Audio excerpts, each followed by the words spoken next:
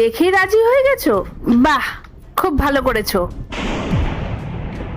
আর শোনো, আমি ওই মেয়েটার একটা ফটো তোমার হোয়াটসঅ্যাপে পাঠিয়েছি। আচ্ছা, ফটো পাঠিয়েছো?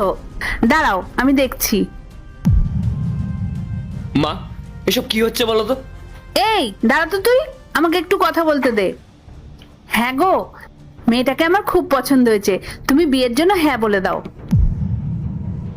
হ্যাঁ ঠিক আছে, আমি তো অলরেডি ওকে হ্যাঁ বলেই রেখেছিলাম।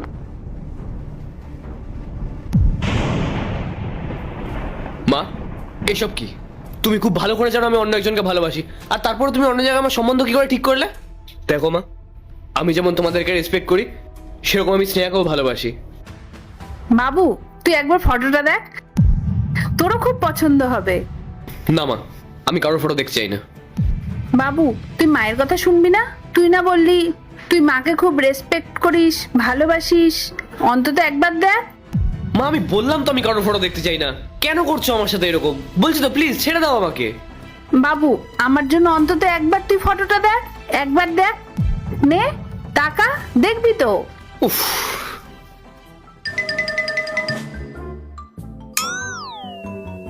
মা, তুমি এই মেয়েটাকে আমার বিয়ের জন্য পছন্দ করেছো?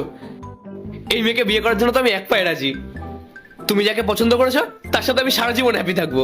তুমি বিয়ে ফাইনাল করে ফেলো মা। রাহুল, তুমি আমার সামনে বসে একটা অন্য মেয়েকে বিয়ে করার কথা বলছো?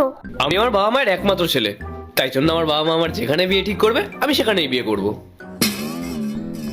কিন্তু রাহুল, তুমি তো আমাকে ভালোবাসতে, তাহলে এরকম কি করে করতে পারো? স্নেহা, আমি তোমাকে ভালোবাসতাম, এখন আর বাসি না। এখন আমি মায়ের পছন্দ করা এই মেয়েটাকেই ভালোবাসি। কি মা, তাই তো? হ্যাঁ, তুমি একবার দেখো মেয়েটাকে, তুমিও না বলতে পারবে না। বাবু, দেখা তো ওকে ফটোটা। আমার দেখার ইচ্ছা নেই, তোমার যাকে ভাল লাগে তুমি তাকে বিয়ে করো। আরে একবার একটু দেখোই না। বললাম না রাহুল, আমি দেখবো না, জোর করো না। প্লিজ স্নেহা, জাস্ট একবার দেখো।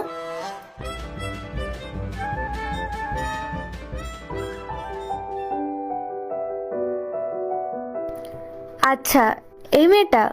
হ্যাঁ, এই মেয়েটা তো দেখতে সত্যি খুব সুন্দর আর খুব সংস্কারীও। আর আমি তো তখন থেকে সেটাই বলার চেষ্টা করছি, মেয়েটা খুব সুন্দরী আর যথেষ্ট সংস্কারী। মা, তুমি আর দেরি করো না, তাড়াতাড়ি আমাদের বিয়ের ব্যবস্থাটা করে ফেলো। ফাইনাল তো করছি, তবে বাবু একটা জিনিস খেয়াল রাখিস, বিয়ের পর ও আমাদের বাড়িতে এসে আবার আমাকে কাজের লোক না বানিয়ে দেয়। না না মা, স্নেহা তাড়াতাড়ি যাও, চটপট গিয়ে মায়ের জন্য কিছু খাবার বানিয়ে নিয়ে এসো। হ্যাঁ, আমি এখনই যাচ্ছি।